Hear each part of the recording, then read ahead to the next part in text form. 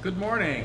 Good morning. Welcome to the 53rd annual Patriotic Service and Picnic of the Cobblestone Society and Museum. We're glad you're here. You're sitting in North America's oldest Cobblestone Church, built in 1834, one of 26 churches that was built in the Cobblestone era between 1820 and the Civil War. So we're glad you're here. I'm going to ask you to stand with me and we'll recite the Pledge of Allegiance.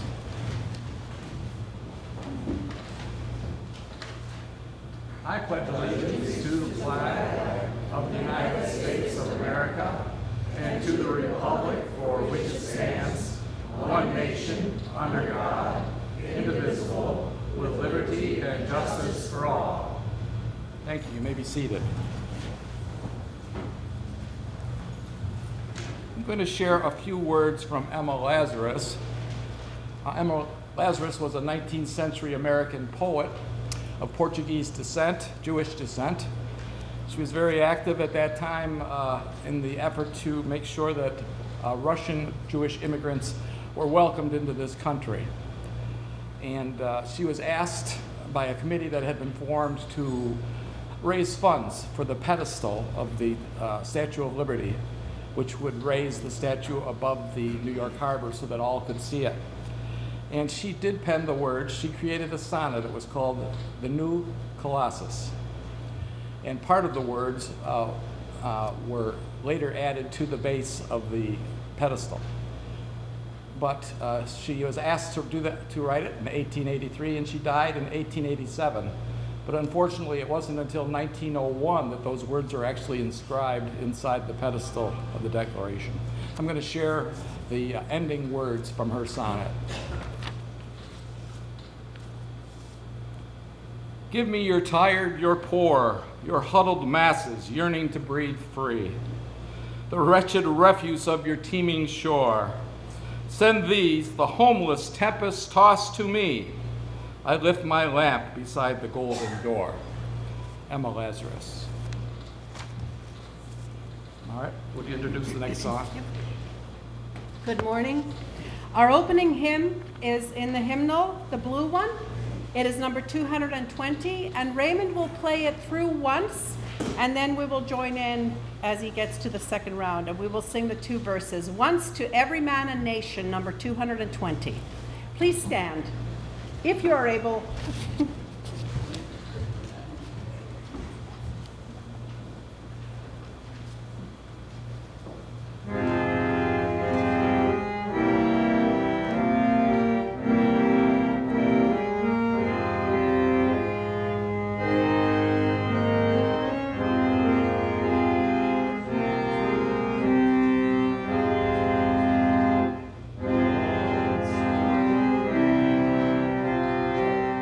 All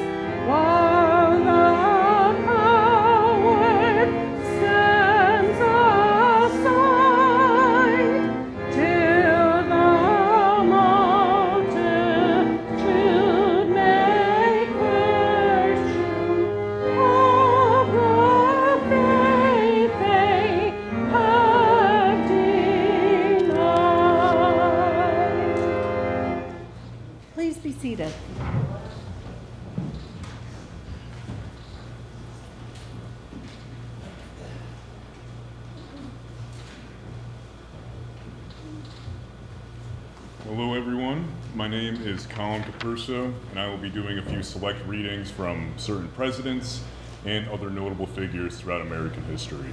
This first one is of James Garfield, the 20th President of the United States, and he says to us, "It is a mistake to suppose that in planting colonies in the New World, the nations of Europe were moved mainly by a philanthropic impulse to extend the area of liberty and civilization. Colonies were planted for the purpose of raising up customers for home trade. It was a matter of business and speculation, carried on by joint stock companies for the benefit of corporations. While our revolution was in progress, Adam Smith, when discussing and condemning the colonial system, declared that England had founded an empire in the New World for the sole purpose of raising customers for her trade. When the colonies had increased in numbers and wealth, the purpose of the mother country was disclosed in the legislation and regulations by which the colonies were governed. Whatever did not enhance the trade and commerce of England was deemed unfit to be part of the colonial policy. Worse even than its effects on the industry of the colonies was the influence of this policy on political and commercial morality. The innumerable arbitrary laws enacted to enforce it create 1,000 new crimes. Transactions which the colonists thought necessary to the welfare and in no way repugnant to the moral sense of good men were forbidden under heavy penalties.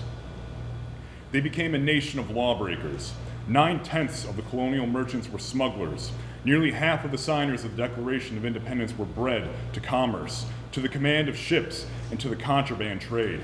John Hancock was the prince of contraband traders, and with John Adams as his counsel, was on trial before the Admiralty Court in Boston at the exact hour of the shedding of the first blood at Lexington, to answer for a $500,000 penalty alleged to have been incurred as a smuggler. Half the tonnage of the world was engaged in smuggling or piracy. The War of Independence was a war against commercial despotism, against an industrial policy which oppressed and tortured the industry of our fathers, and would have reduced them to perpetual vassalage for the gain of England." James A. Garfield.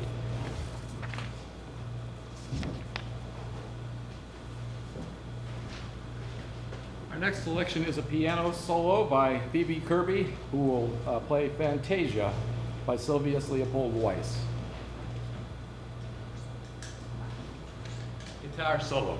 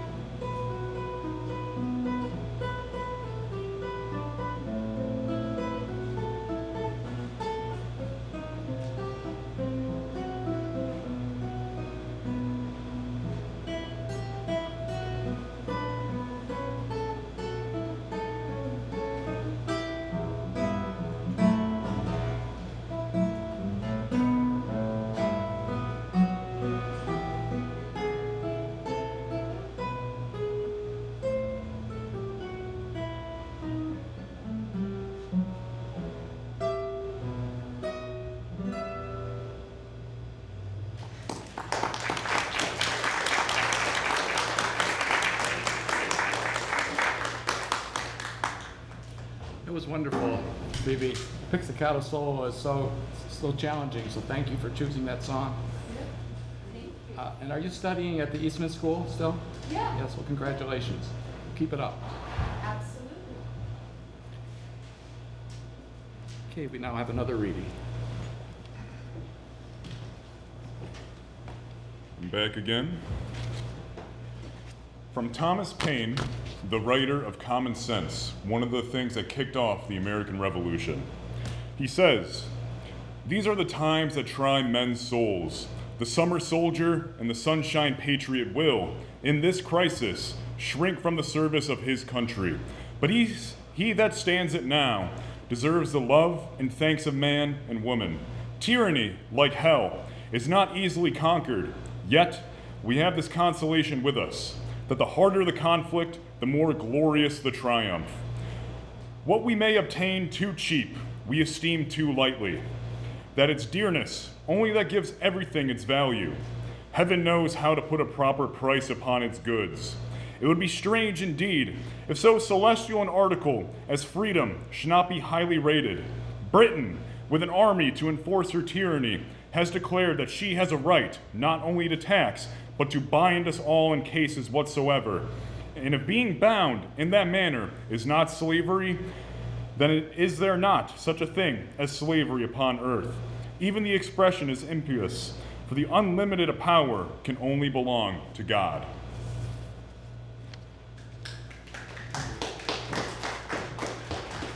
Thank you, Colin. Raymond Santoro is going to share a piano selection.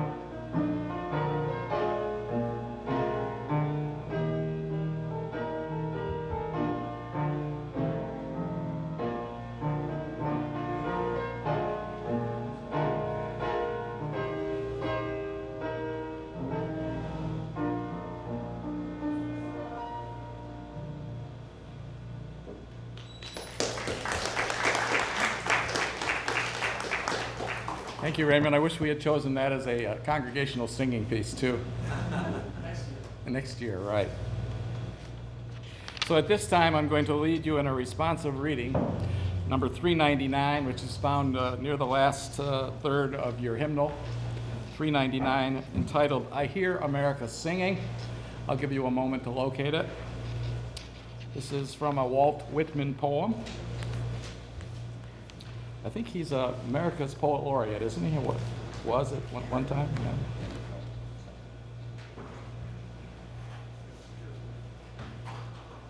Number 399, "I Hear America Singing." I'll read the beginning of each piece, and then you'll follow with the response. I hear America singing, the varied carols I hear. Those of mechanics, each one singing his as it should be, blithe and strong. The carpenter singing his as he measures his plank or beam. The mason singing his as he makes ready for work or leaves off work. The boatman singing what belongs to him in his boat. The deckhand singing on the steamboat deck. The shoemaker singing as he sits on his bench. The hatter singing as he stands. The woodcutter's song. The plowboy's on his way in the morning, or at noon intermission, or at sundown. The delicious singing of the mother, or of the young wife at work, or the girl sewing or washing. At night, The party of young fellows, robust, friendly, singing with open mouths their strong, melodious songs, each singing what belongs to him or her, and to none else. The day, what belongs to the day, and the night, what belongs to it. Thank you. Bill Latin is going to introduce one of his artifacts that he's brought with him today. Those of you who know me know that I am a collector. And so one of the things in my household collection is a roller organ, which was produced in around 1885. It's entitled Concert Roller Organ. And people laugh when I step up to the organ to play it, but I'm good at playing mechanical musical instruments. The first cob on the organ is entitled Double Eagle March, and what you're going to hear will sound somewhat like the reed organ up in the organ loft. This concept was also used by organ grinders on the street in the 19th century, those men that had an organ to grind and a monkey with a tin cup. It's that kind of thing. The volume control is by opening the doors on this mechanical musical instrument.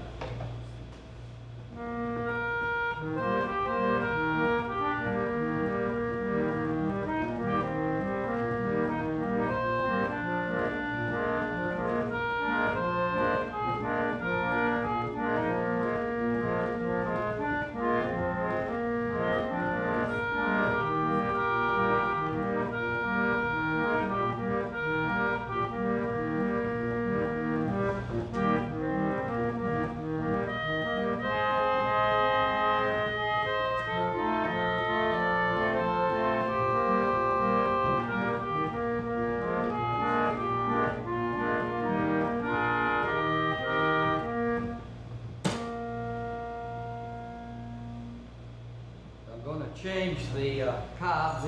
These rollers are called cobs, and we'll hear a second selection.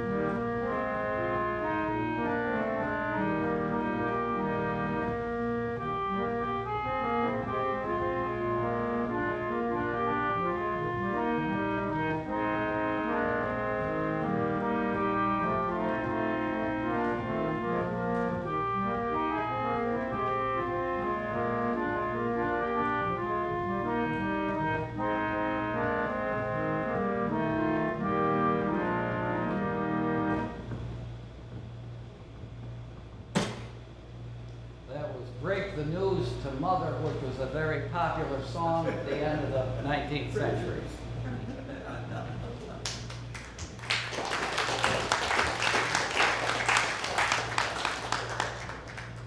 Tremendous musicianship, though.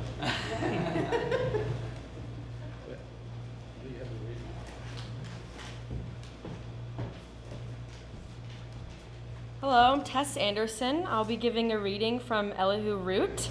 I'll give a brief introduction of who he was. He was a Republican politician and pioneer of international law. He served as Secretary of War and State under Theodore Roosevelt, who's a senator from New York and the winner of the Nobel Peace Prize. True love of country is not mere blind partisanship. It is regard for the people of one's country and all of them. It is a feeling of fellowship and brotherhood for all of them. It is a desire for the prosperity and happiness of all of them. It is kindly and considerate judgment toward all of them. The first duty of popular self-government is individual self-control. The essential condition of true progress is that it shall be based upon grounds of reason and not of prejudice. Lincoln's noble sentiment of charity for all and malice toward none is not a specific for the Civil War, but is a living principle of action.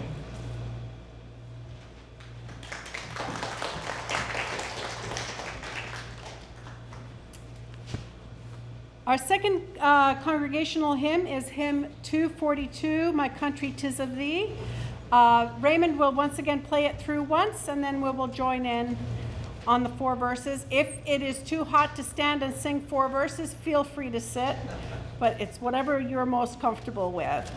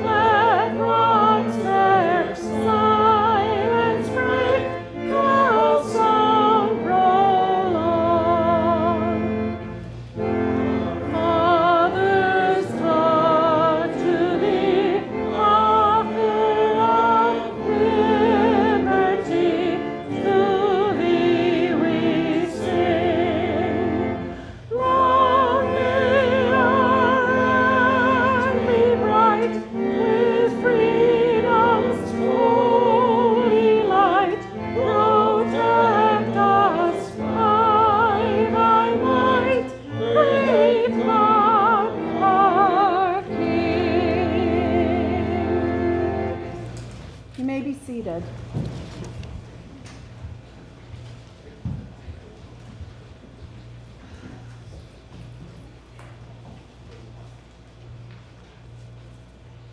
From Benjamin Franklin, he says to us, I join with you most cordially in rejoicing at the return of peace. I hope it will be lasting, and that mankind will at length, as they call themselves reasonable creatures, have reason enough to settle their differences without cutting throats, for in my opinion, there never was a good war or a bad peace. What past additions to the conveniences and comforts of life might mankind have acquired if the money spent in wars had been employed in the works of utility? What an extension of agriculture, even to the tops of the mountains, what rivers rendered navigation navigable or joined by canals, what bridges, aqueducts, new roads, and other public works, edifices and improvements rendering England a complete paradise, might not have been obtained by spending those millions in doing good, which in the last war have been spent in doing mischief, and bringing misery into thousands of families, and destroying the lives of so many working people who might have performed the useful labors.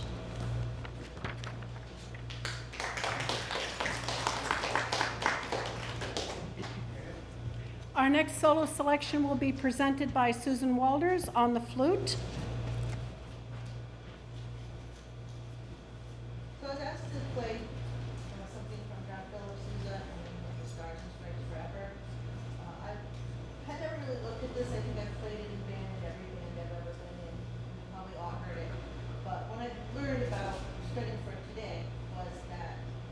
to John Philip Sousa, the three themes that you'll hear represent what were three areas of the United States, the North, the South, and the West. And at the end, during the trio section, which we're not going to hear today as gloriously because it's when all of the themes are played at once by different parts of the band. This is obviously just a reduction of all of that to a single instrument. So originally written for a 50+ concert band. But it's interesting that it's really about the union. It says it starts and strikes forever, but it's really about what it represents for us.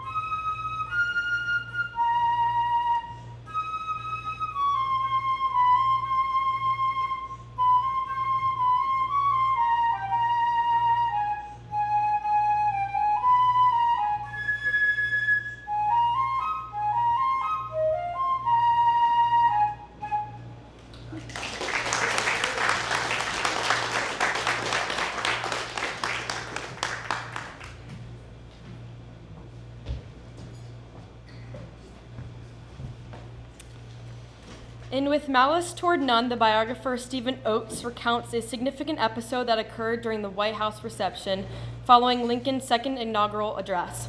Lincoln, shaking hands with hundreds of admirers as they filed past, was told that Frederick Douglass was outside, refused admittance by the police because he was a Negro.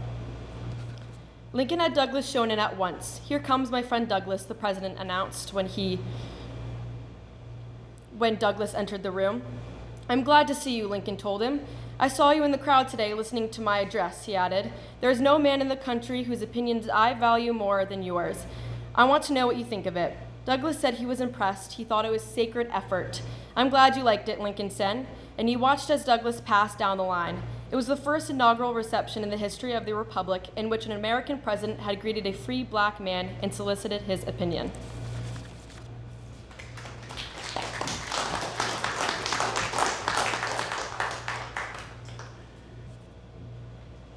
In doing architectural tours and cemetery tours over the years, I've always felt that it was important to talk about things that people see in these tours.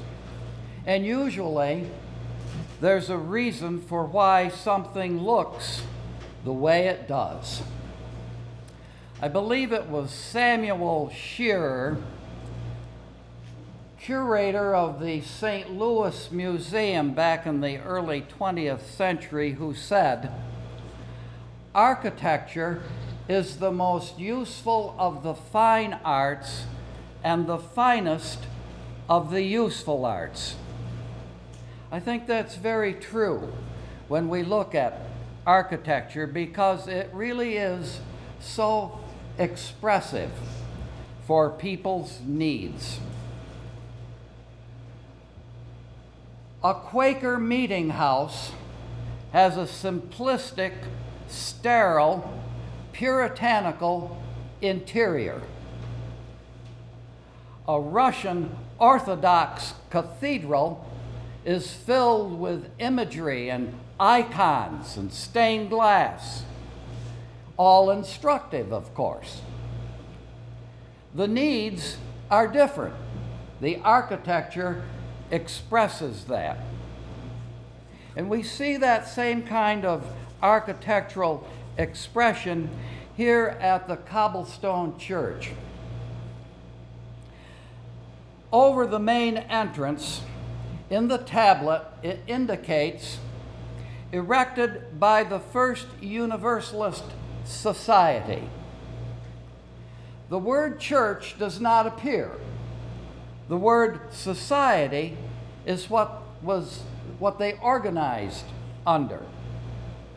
At the time this congregation here in 1834 was established, they really weren't that far removed from the Revolution, and they saw the word church as meaning too much dogma and an undemocratic form of church structure. So the word society was used, not just by those radical universalists, but by other Protestant denominations. So when you look at the history of early established Protestant groups here in Orleans County, you can see that they were organized under the word society. Baptists, Methodists, Presbyterians, Congregationalists were often organized under the word society because of the anti-Catholic sentiment, which those early Protestants would have referred to as the popery, undemocratic form of government. These churches that I mentioned, some of them were without a hierarchy, no bishops, Congregationalists, Universalists, American Baptists. Each congregation was autonomous, without bishops, without a hierarchy, loosely connected with an association, but each congregation could decide upon its own clergy person. They were autonomous in making their own decisions. They were democratic in their organization. The architecture certainly expresses that with the statement over our front door, and likewise the interior expresses the idea of being iconoclastic. There are no images, there are no symbols. When the church here was first built, and I use that term loosely, church here, the pulpit was on the opposite wall, where the painting of the parting of Ruth and Naomi hangs. And you can see in the brown color diagonal marks that show the ghost line of where the stairways went up to that pulpit. You're sitting in the original pews, but they were all turned around and faced the pulpit. The doors of entry were the same, so you came in up front, facing the congregation. Better get here on time, and there's no slipping out early. The partition went clear to the ceiling. Everything in here was painted stark, puritanical white, expressing that iconoclastic attitude. And of course, to these early pioneer people, the importance to them was the second commandment. Thou shalt make no graven images or any likeness of anything in heaven above or in the earth below or in the waters under the earth, and so on. So they were against graven images. The church expressed that. As time went on, we find that people's attitudes changed. So here in 1874, they turned everything around. They got rid of the old-fashioned white woodwork and had a painter come in and put on fake graining, faux finish, the wood to make it look like chestnut. All in an attempt by the 1870s to make it look a little more churchy in its appearance. And there certainly was an attitude in change with all these different Protestant congregations. I can document at least 8 or 10 other meeting houses where the pulpit was on the back wall as we see it now, all changed or buildings completely removed. So as time changed, people's, attitudes changed. And we can certainly understand this kind of dovetailing of democracy within Protestant churches. I think it's perhaps Roger Williams, great early colonist, remembered really as an early champion of religious freedom, and also remembered as a proponent of democratic government. And of course, modern day American Baptists can trace their roots back to Roger Williams, who established the state of Rhode Island. Williams lived from 1603 to 1683 and was a radical in his thinking concerning democracy and also the establishment of a church without a hierarchy. So religious buildings, government buildings express certain needs and desires, and certainly architecture is one of the most useful of the fine arts and the finest of the useful arts.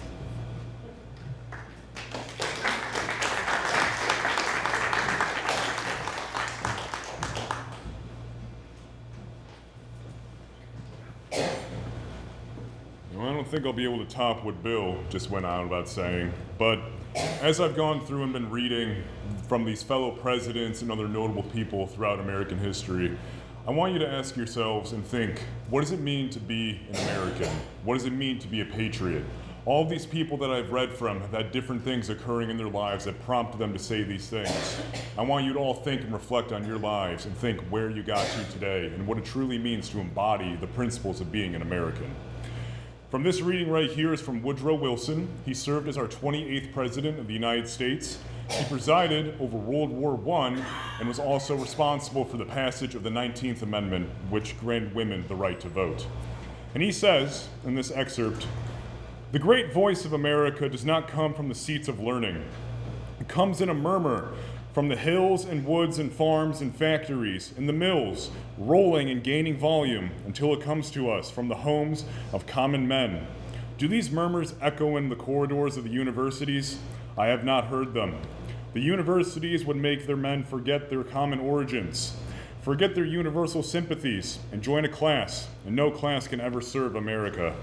I have dedicated every power there is in me to bring the colleges that I have anything to do with to an absolutely democratic regeneration in spirit. And I shall not be satisfied until America shall know that the men in the colleges are saturated with the same thought and the same sympathy that pulses through the whole great body politic. Woodrow Wilson.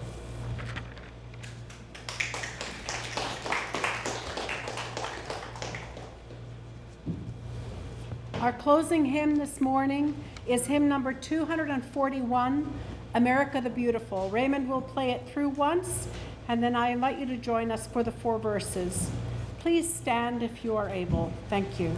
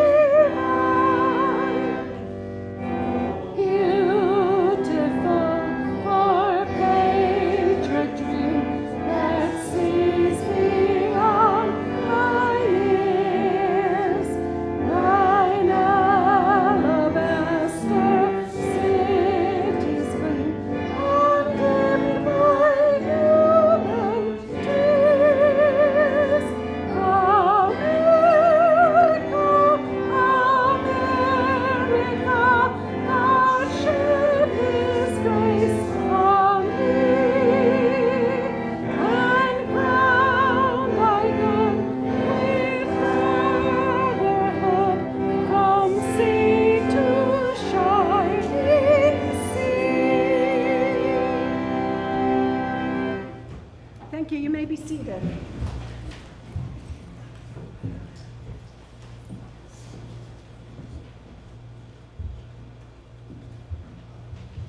When you speak off the cuff, you kind of sometimes forget certain points, and I neglected to say that the reason pulpits were on the back wall is because it was an expression, an architectural expression, that they had turned away from the altar. In these Protestant churches, you came to a church like this to hear the word, so the pulpit was the focus rather than the Lord's Supper or communion. So it was a real strong architectural statement that they had turned away from the altar. The final reading I have selected from the works of Clarence Darrow. If you're not familiar with Clarence Darrow, he lived from 1857 to 1938.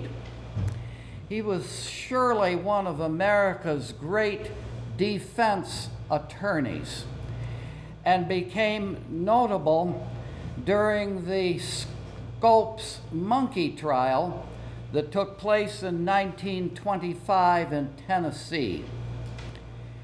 The film put out maybe back in the late 60s, Inherit the Wind, shows what was happening in Tennessee at that time. John Scopes was a science teacher, and he was teaching evolution. The state legislature in Tennessee forbid the topic of evolution in their schools. Scopes disobeyed because he felt he was teaching the truth. And so a lawsuit was brought against him, and he was put on trial. William Jennings Bryan was the attorney for the prosecution, and Clarence Darrow took the case for John Scopes pro bono.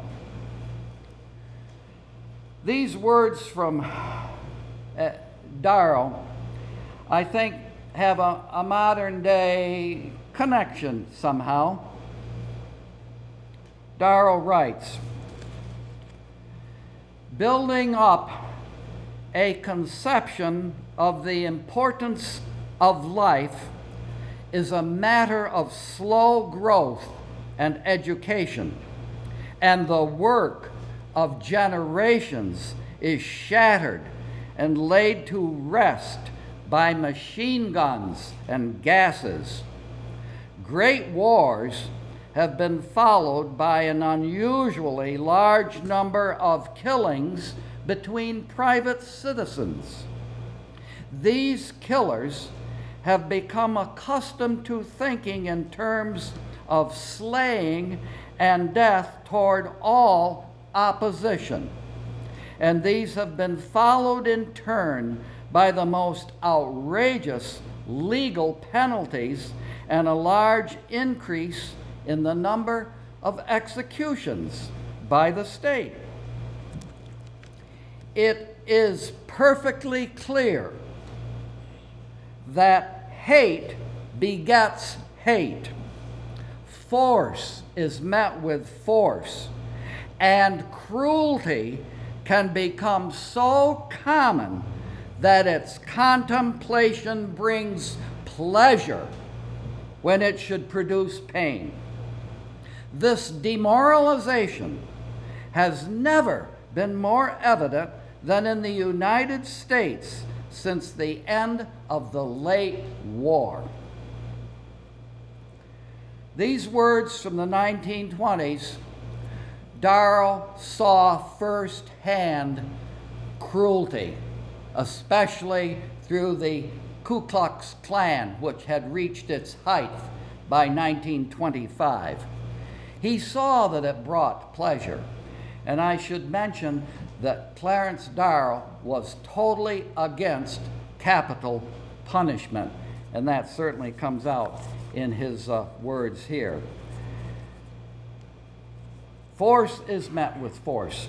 We see that today, and we certainly see firsthand that hate begets hate. These words are as true today as they were 100 years ago.